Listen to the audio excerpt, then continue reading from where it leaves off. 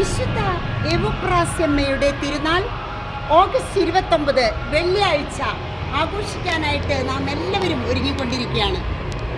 വിശുദ്ധ എവുപ്രാസ്യമ്മ സാധാരണക്കാരിയായി ജീവിച്ച് എന്നാൽ ആത്മാക്കൾക്ക് വേണ്ടി സ്വർഗത്തിൽ ആത്മാക്കളെ നിറയ്ക്കാൻ വേണ്ടി അക്ഷീണം പരിശ്രമിച്ച അമ്മ ഒരു ഡോക്ടറേറ്റോ നഴ്സിംഗോ ടീച്ചറോ ഒന്നും ആയിരുന്നില്ല.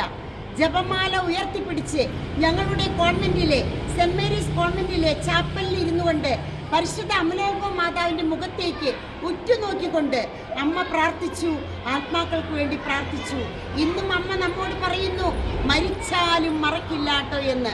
പണത്തിൽ കുറഞ്ഞാലും പുണ്യത്തിൽ കുറയരുത്. തിരുഹൃദയ ഭക്തി, ദിവ്യകാരുണ്യ ഭക്തി, ക്രൂശിതനോടുള്ള സ്നേഹം, പ്രാർത്ഥന പ്രാണവായുവാക്കിയ അമ്മ, സഹനങ്ങളെ ആഞ്ഞു പുൽകിയവൾ, ദിവ്യസക്രാരിക്ക് കൂട്ടിരുന്നവൾ, കാവൽക്കാരി, അതുപോലെ തന്നെ പ്രിയപ്പെട്ടവരെ ശുദ്ധീകരണത്തിലെ ആത്മാക്കളെ എല്ലാ സമയവും അമ്മയോട് വന്ന് പ്രാർത്ഥന ചോദിക്കുമായിരുന്നു. അതുകൊണ്ട് നമുക്കും പ്രാർത്ഥിക്കുന്നവരായി മാറാം. പ്രാർത്ഥിക്കുക, പ്രാർത്ഥിക്കുക, പ്രാർത്ഥിക്കുക. ഇത് തന്നെയാണ് ഈ കാലഘട്ടത്തിൻ്റെ ഏകബലം. പ്രാർത്ഥന നമുക്ക് പ്രാണവായുവാക്കാം. ഓരോ ശ്വാസത്തിലും ദൈവത്തിൻ്റെ വചനം ഉരുവിട്ടുകൊണ്ടുള്ള, സ്തുതിച്ചുകൊണ്ടുള്ള ഒരു ജീവിതം. ആമേൻ.